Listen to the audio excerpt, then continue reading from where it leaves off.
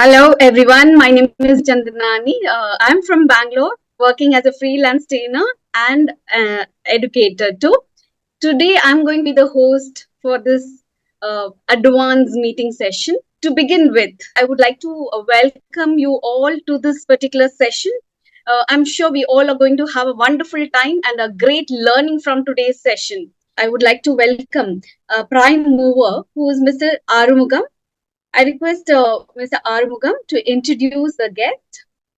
Good evening, everyone. Really, it is my pleasure and privilege to introduce such a tall personality, a multifaceted personality, creativity coach, singer, songwriter, actor. She lives outside of Fredericton, NB, Canada, with her husband, Mr. Mark, and 5 rescued dogs and cats. Please note, Paula is the author of Saving Your Own Life, Learning to Live Like You Are Dying, An Elegant Mind's Handbook, and Enchanting Thread. She holds a diploma in applied psychology and counseling. As a competitive speaker and leader with the Toastmasters, Paula has had the honor of representing her division in the District 45 International Speech and Humorous Speech Contest. She has coached and mentored Toastmasters in Canada and the US. Moreover, and she has been holding several records for educational achievement.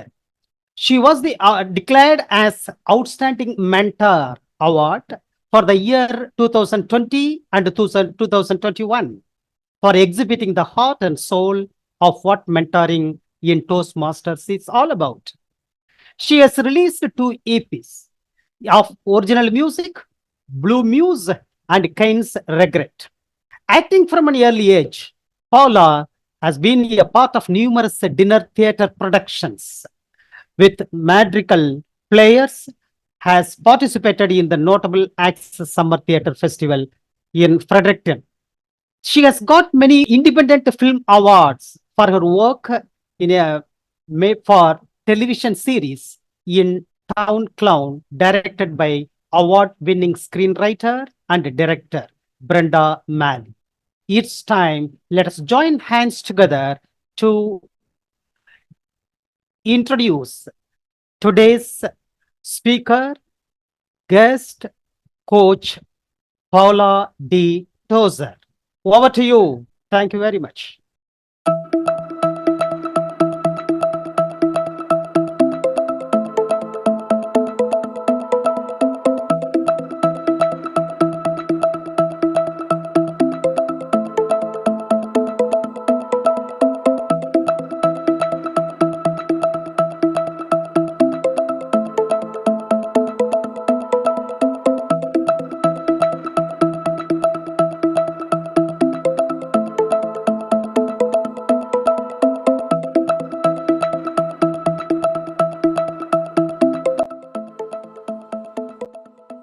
Thank you so much for that great introduction.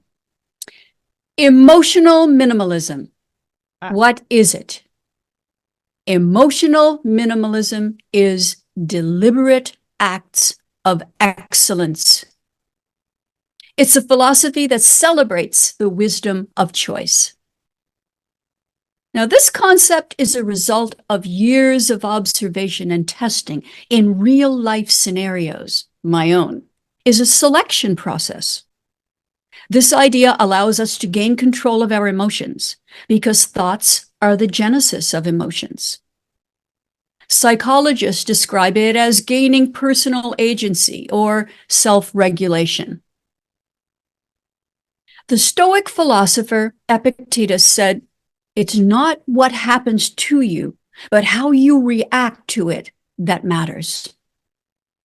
Emotional minimalism is a way to meet the situations that trigger a reaction in you with the grace and confidence of a master, and to transform them into an elegant response. Emotional minimalism is the result of becoming the master of your thoughts. The resulting benefits being personal empowerment, self-respect, and emotional well-being. Now, the idea for this practice evolved from an eclectic blend of philosophies that have formed my unique perspective. You see, I knew early on in life that I didn't think like most of my family, and I was often challenged and rejected for my divergent thoughts. As a result, I regularly found myself at the mercy of my emotions, easily provoked to anger, and often confused. I felt I had to defend myself and my point of view. And that didn't change very much for over 40 years. Something had to change, and change it did. In 2010, I lost both of my parents in a tragic manner. The pain of loss can be a great catalyst for change if you choose to consider it in that way. Such extreme adversity can take you in one of two ways. It can break you, or it can make you. I chose to allow my adversity to make me into a better version of myself, but that meant opening my mind to new philosophies, practices, and alternative perspectives. As a writer, I've always been in touch with my creative side and soon realized that when I applied my love of writing to my healing, interesting things began to happen. The writing was cathartic. I released the sorrow and confusion I was feeling by getting those emotions out of my mind and onto paper. Now, on the page, my thoughts became things, essays with clearly defined beginnings and endings, ideas that could be examined and edited as necessary. And as time went by, I realized I was feeling better, less sad, less confused, and then much better, more confident and more inspired. The healing power of the process I created called contemplative writing. It is quite simply contemplating life through writing. And on a basic level, I discovered I was writing myself free. I'll explain more about this powerful process later because it ties in beautifully with the concept of emotional minimalism. Because this concept was formed from the basic appreciation of minimal, simplistic ideas and has been generated from different sources, like my love of philosophy, particularly Stoicism and Buddhist philosophy, my experience as a martial artist that introduced me to the Eastern schools of thought, the Taoist principle of effortless flow called Wu Wei, and the essence of some Japanese philosophies like Wabi, Ma, Ikki, Danshari, Nikon reflection therapy, and Dakota. And I discovered Elizabeth Kubler-Ross's work on death and dying. My explorations also introduced me to the wisdom of Jiddu Krishnamurti, as well as psychologists Dr. Carl Jung, Carl Rogers, and Viktor Frankl. So many rich and diverse schools of thought that I've had the opportunity to condense into a wonderfully simple philosophy on life that I describe as emotional minimalism.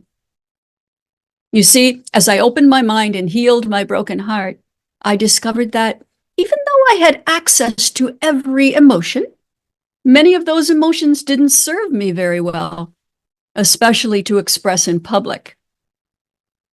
Now, in this presentation, I'll provide the definition, how it can be applied to emotions.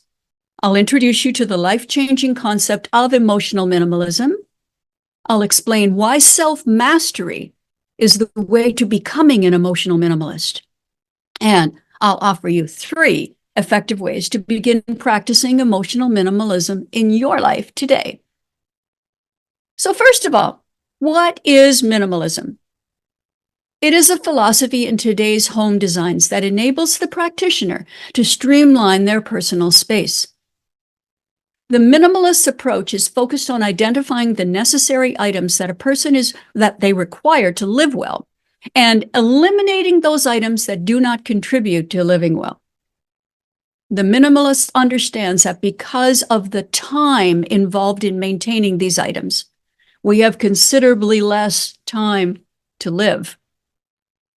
They know that the items with which we surround ourselves put a subtle pressure on us to maintain order, and they can add to our psychological burdens. Do you have something in your home that is easily breakable? Or perhaps it's very expensive and you're afraid it might get stolen? Or do you have a high maintenance item that shows dust or fingerprints and it bothers you if it's not clean? When these things in your life command your attention, this is the subtle pressure I'm talking about. You see, a minimalist knows that life is for living, not living for the things that clutter it. Are you living for things that clutter your life? What criteria do you use when streamlining your personal space? Well, there are 3 points that a person who chooses to become more minimalist must keep in mind when redesigning or designing their home. These are quality, functionality, and beauty.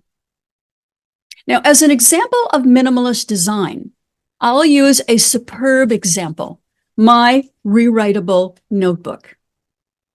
This product is composed of recyclable plastic that has a paper-like feel.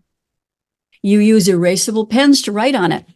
And once you scan and upload your writing to one of 7 different sources using the app, you can simply wash the page with water and a clean cloth, and it's ready to use again. It's an exceptional value for a writer who thinks best in analog. You see, I enjoy the activity of writing, actual writing, and writing is an exceptional form of thinking. So let's look at quality first. To be part of the minimalist personal space, the item must be well constructed and made of quality materials, the best that the person can reasonably afford. And it must have the elements of enduring design. So this notebook is well constructed, and it's made of long-lasting materials that perform well with regular use. So it does fit the criteria. The next one is functionality. The minimalist selects products that allow for maximum ease of use. So they're simple to operate, durable with repeated use, and simple to maintain. And this is interesting. Another functional design that is becoming increasingly more important is the minimal aspect of the product on the environment. And this can also contribute significantly to the beauty of its design. So this notebook is simple to use for the purpose for which it was created. You don't have a PhD or to take a course in order to use it. And the app that you download is simple to use and does exactly what it says it's going to do. So that makes it applicable in this regard. Now, beauty, my favorite. Because the minimalist has chosen to decorate their space with very few items, they deliberately choose to display items that are a beauty to behold or that are a beautiful thing to use. Now, with this notebook, its beauty lies in its simplicity. It has minimal parts, and it is beneficial for the environment as it saves numerous trees because you aren't using paper. Saving the planet one tree at a time is a beautiful thing. But now consider this. How many people do you pass by on the street each day who are doing the same thing to themselves in their minds? They may be showing a mask for the public, but there's a battle raging in their minds. They're beating themselves up, maybe, writhing in misery, living with deep anger, guilt, envy, regret, crying on the inside. Just behind the mask they show the world is a person in deep distress. That would be a life of suffering, don't you think? Well, here's a question for you. At some points in your life, have you been that person? Crying on the inside? Struggling with overwhelming burdens? Wearing a mask for the public so they don't see your pain? I think we've all been there at times to some degree. Now, I've discovered that the 3 points of the minimalist mindset, quality, functionality, and beauty, can also be applied to the challenge of mastering your emotions. So consider it this way. Decluttering your space and decluttering your mind both require you to become skilled at the art of deliberate choice. You deliberately focus on the quality of your thoughts, the functionality of your thoughts, and the beauty of your thoughts. Now, as a martial artist, I've had the privilege of observing masters of the art as they train their students. These people are masters for a reason. They have achieved a level of mastery that allows them to not only control their physical movements, but to also control and direct their minds in the service of themselves and others. And in my observations, I've determined that the mindset of the master is also the mindset of the emotional minimalist. Because like the master, the minimalist has access to their full repertoire of thoughts and emotions, but due to the wisdom and strength gained through daily practice, they have developed the ability to share only the thoughts and emotions that they are honored to have represent them. So what can emotional minimalism do for you? And what can you expect if you adopt this practice? Well, as the story of the person in anguish illustrates, living at the mercy of your emotions is no way to live. I think you will agree.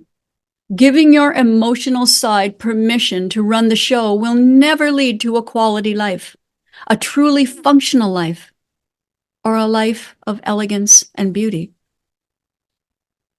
Now, as I said in the opening, emotional minimalism is achieved through deliberate acts of excellence. In other words, you are what you repeatedly do.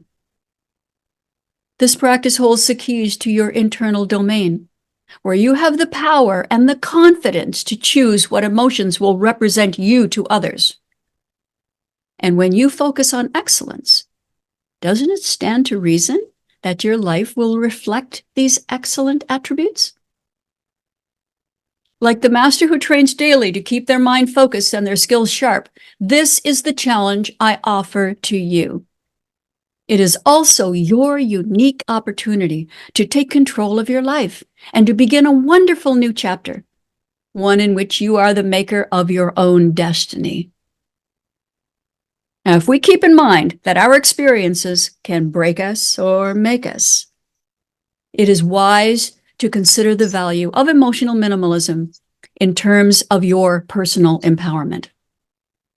Because this approach makes time for you to think about your responses and allows your internal advisor, the voice of your wisdom, to guide you. And by doing so, it creates for an expanded perspective. Additionally, emotional minimalism allows for thoughtful and eloquent self-expression, minimizing the burden of negative emotions like shame and regret, and fostering confidence in pursuing your goals. And ultimately, it is the foundation of personal mastery. I often ask myself, what would a master do? And when faced with a dilemma, I think of it this way. Paula, take your time. It's yours to take. And then make the wisest choice possible. So how is emotional minimalism practiced and mastered? Well, my experience as a Taekwondo student helped me to understand how mastery is achieved. Every time I sparred with my Taekwondo master trainer, I would get frustrated. It was like he knew what I was going to do before I did. Every kick, every punch, every block was countered with ease and what seemed like enjoyment. How did you know I was going to do that? I would ask. You telegraphed it, he would say with a smile. I could see it in your eyes. What? So a martial artist must not only have the physical skill to best an opponent, but she must also have the skills of a mentalist or a world-class chess master? At that point in my development, that seemed like an impossible task. Now, my instructor, a 4th degree black belt, was a fine teacher, and I learned a lot from him. But it took me over 20 years to learn his secret, which, as it turned out, was not a secret, but an art. You see, he practiced the art of patience. He simply readied himself, observed me, and waited for me to act. And I never found a way to counter his strategy because I was too intent on acting. He simply watched me and I defeated myself. Now, it's been said that when a novice achieves the level of black belt, their training has just begun because now they know just enough to become a serious student. And up until that point, the novice is facing a steep climb up the mountain of mastery. In my case, I had to learn the moves and repeat them with intention and focus until I knew those movements in my mind and I could do them with ease. See, practice strengthens the neural pathways in the brain that start to form when the student begins training. And when these connections become strengthened to the point when it's easier to do it the way you were taught than to do it any other way, we say we've mastered those moves. With physical forms mastered to a certain degree, this is the point where the student can begin to enrich and deepen their practice. And this is when you begin to understand that the only real opponent that you ever have in life is yourself. In my years as a martial artist, this is what I learned. Mastering moves does not make a master. One must also master the mover. Mastering moves doesn't make a master. One must also master the mover. You see, the master's always in control of themselves, at home, wherever they are. They are present, focused, and alert. They're not easily distracted. And this state establishes an observation point from where they can relax, breathe, and observe their surroundings. Think of it this way. The Tao teaches us that humans live best in a state of calm with intentional bursts of activity. Psychology also teaches us that if we live too long in a state of hypervigilance, of fight or flight, when our sympathetic nervous system is stimulated for too long, we become exhausted. Exhaustion can make us physically and mentally ill. So accessing the parasympathetic nervous system, the rest and digest aspect of our humanity, allows us to return to a calm state where we have the presence of mind to relax and breathe and observe. There we can make informed choices. It is the natural state of a healthy human being. When I became aware of the way of the natural world, the nature of nature as I think of it, I began to see it everywhere. And astonished, I kept being both delighted to find it and confused because I hadn't seen it before. And that's when I began to embrace the natural flow of life, the Eastern philosophy of Wu Wei, and understand the meaning of the statement, when the student is ready, the teacher will come. You see, for the master, effective action is the reward for their observation and practice. No action is ever wasted. In this manner, success and defeat offer their own rewards. To the individual focused on mastery, wisdom is the value of every experience. And what's the key component to keep in mind? Keep learning. You see, the master, like the student, is always learning. Every student is her master trainer, because as the master trains the student trains the master in what she needs to become a better master. So in this way, all mastery is self-mastery. The moment the master stops learning is the moment he ceases to be his own master. It is truly the moment of defeat. Now, every human being alive can attain this level of mastery because it is the mastery of self. Now that you have a comprehensive overview of what emotional minimalism is and its benefits, let's focus on the practice, how to achieve this elegant state of mind. Here are 3 beneficial practices that will help you to achieve the emotional minimalist state of self-mastery. The first one, as I've mentioned earlier, is contemplative writing. Meditation and contemplation are simply elegant ways of getting to know your inner world. I'm sure you will agree. Contemplative writing differs from journaling, though, in that with this practice, no self-bashing and no negativity is allowed. It is where you allow the most honorable, compassionate, and elegant part of you to have a voice. It's a sacred space of inspiration where you can entertain as many different thoughts as you wish, because no thought is taboo and no thought is so sacred that it can't be examined. Contemplative writing is a deeply personal activity that teaches you more about yourself than thoughts alone could ever accomplish. And it's the perfect way to formulate quality thoughts. So find a quiet, private space to write. I write in a space I call my sanctuary, and it's become my sacred space. Remember to leave your inner critic at the door. That is important.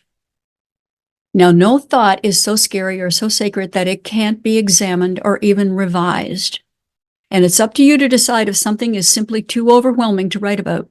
If this is the case, it may be wise to speak to a trusted friend, a family member, or a counselor about it. But this is how you start. When you begin, write this at the top of your page. Everything you write is for you first. Your writing is about you and for you. No one else must read it. Now choose a topic. This can be inspired by a great video, a podcast, or a book, like an Elegant Minds Handbook, that offers you many topics to consider. Then begin writing out your thoughts about it. That's when they can be examined in a more objective manner. Now you can leave your writing and return to it later. Rereading your writing at a later date is a way to realize the power of this form of contemplation, because you may find, as I did, that your thoughts on this subject have changed since you wrote them out of your head. And as I said, it was a very effective way for me to heal from grief. The second one, physical training. Now, the human body was designed to move.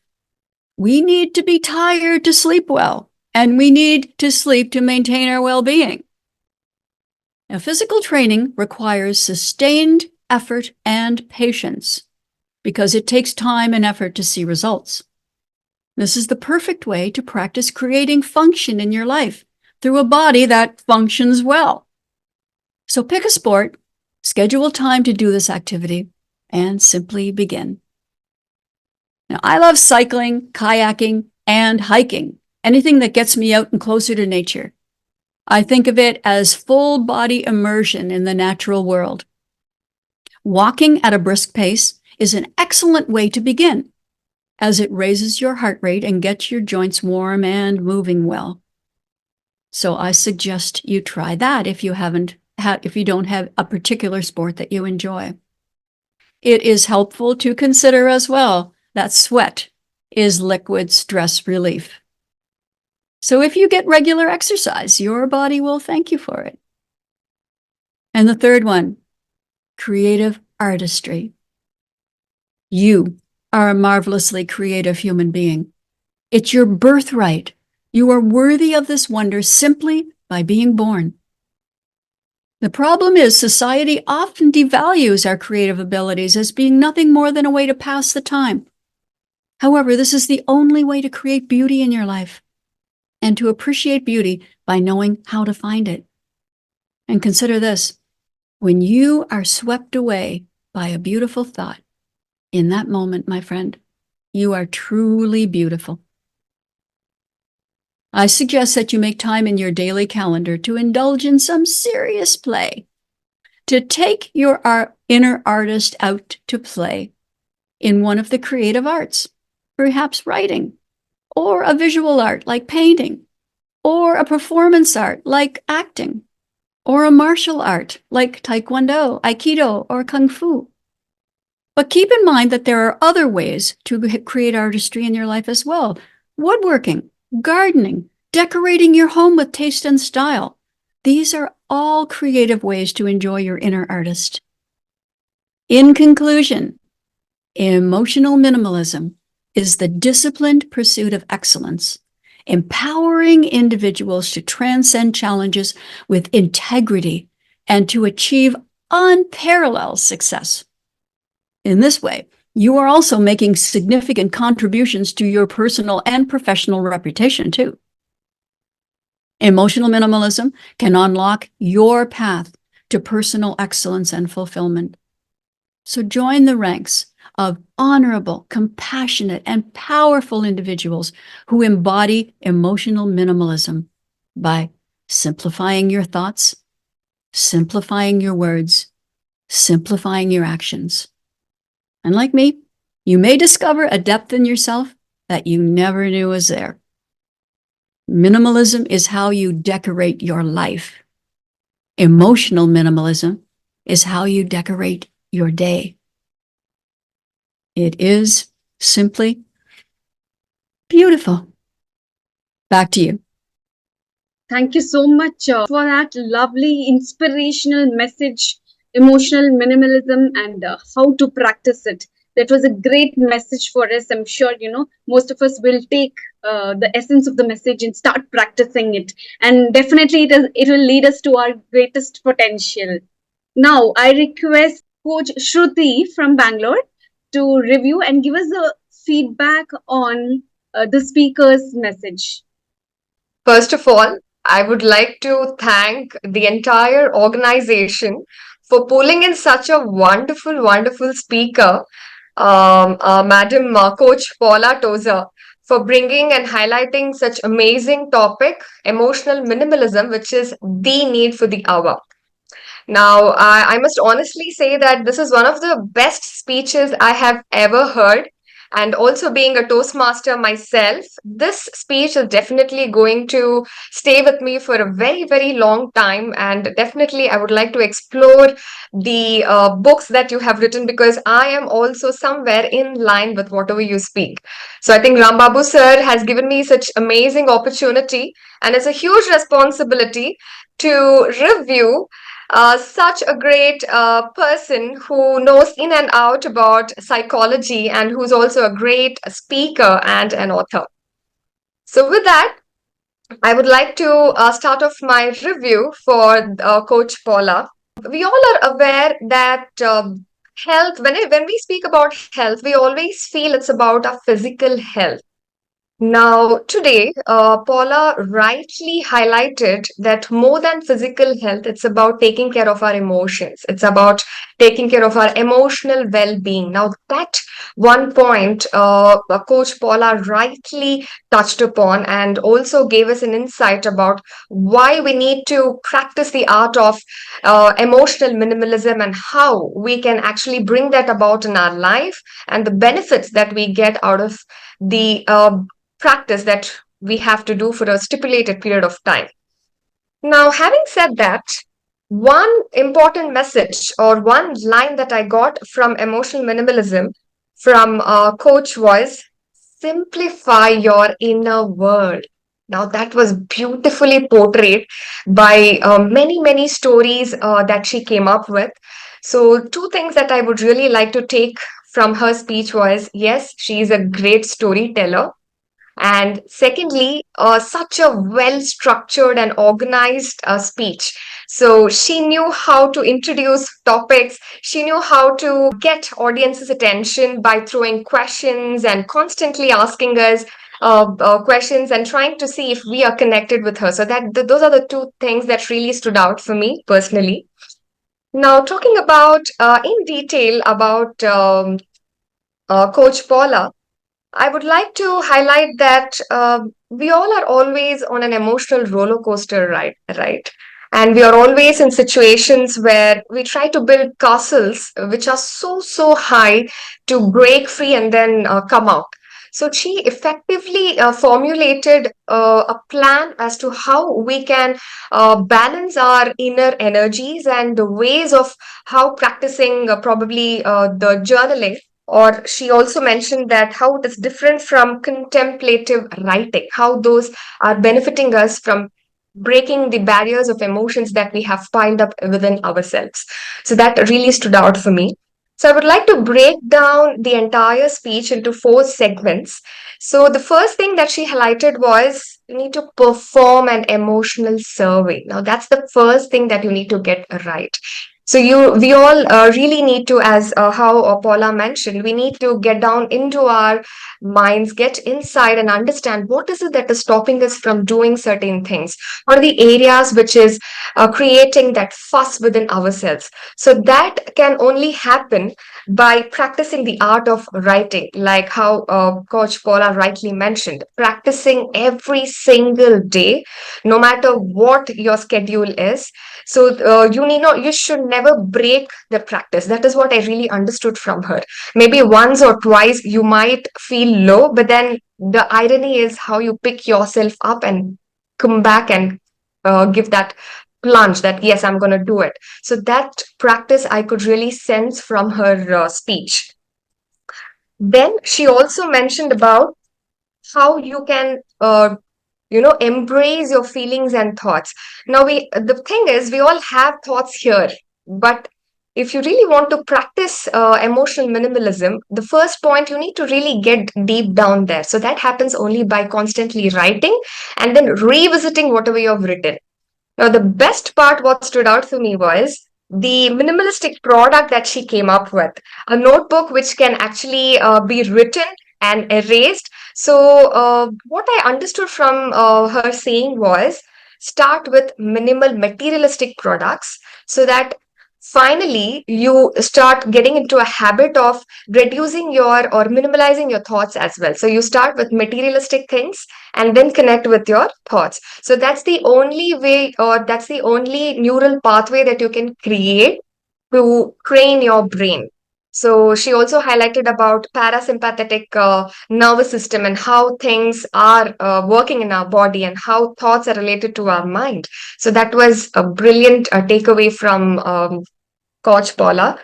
And also, in the ending, she also mentioned about the point number 2, like how to unpack your negative emotions.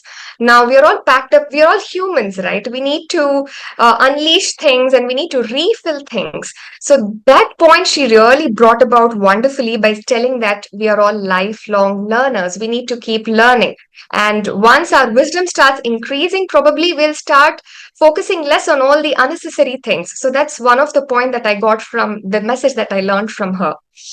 And the third thing that I would like to highlight what she mentioned was the process of release. Now, by performing an emotional survey, it will somewhere lead you to release your emotions by constantly writing. And the last thing that she said was, in terms of what I understood, to replace with right energy. So she gave us 3 points. How are you going to do that? So point number 1 was definitely contemplative writing, wherein you write about how you feel every single day. Second was we are all, though we have been evolving over a period of time, so we need to be physical, we need to move our bodies. So that's one way to recharge ourselves and also to replace the negative energies with the right energies. So that was point number 2.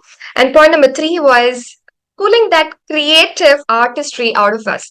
Now, for some reason, we feel that, we are not good at gardening, but we really need to get deep down to understand what is that other side of me that lives inside of me, that artistic person who is there within me. So probably by practicing contemplative writing, we will definitely try to find the other self of ourselves, which will help us to practice minimalistic emotions in ourself.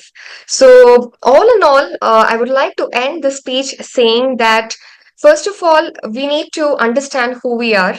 We need to try to minimalize on whatever burden or baggage that we are carrying within ourselves, like how Coach Paula rightly mentioned. And the last thing, that we need to practice, practice, practice every single day. And every time we fall, we need to rise like a phoenix, no matter what. So those are the 3 points which I really got from her wonderful, wonderful speech. So I really don't have anything to add on. I loved every single thing, and probably I will definitely re-listen to your video once again, and would like to take a lot of points from your brilliant speech. And thank you so much, sharEvery's Global Foundation, for selecting me to be a reviewer for such a wonderful speech. So I hope I have done my job right. Thank you, Rambabu sir, and thank you everyone for hearing me, and over to you. Thank you. Thank you so much, Shruti, for that wonderful feedback. You gave us the feedback of the whole session, the introduction, the body, the conclusion. You covered the whole thing bit by bit. And even I cherished, every sentence that Paula Tozer spoke. And I'm sure I'm going to go back to the YouTube video once it's published, and I'm going to listen to it again and again, because each word and each sentence that you spoke, it has a lot of meaning. It cannot just have one meaning to it. So yeah, thank you so much for that beautiful speech, the talk that you gave us, message that you gave us.